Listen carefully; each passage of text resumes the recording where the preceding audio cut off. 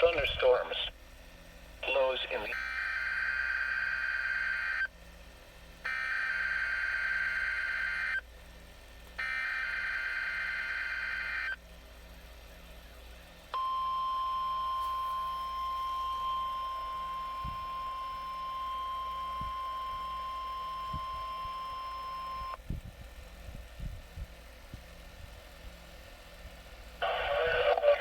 National Weather Service in Chanhassen, Minnesota has just activated the warning alarm on 13 weather radio stations across central and southern Minnesota and west central Wisconsin. During dangerous weather situations, these specially built radios are automatically activated to warn for the hazard. Tests of these radios are normally conducted by the National Weather Service in Chanhassen every Wednesday at 1 p.m. If severe weather threatens the area near the normal test time, the test will be postponed until the next good weather day.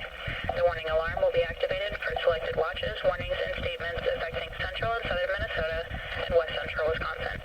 This concludes the test of the warning system. We now return to normal programming.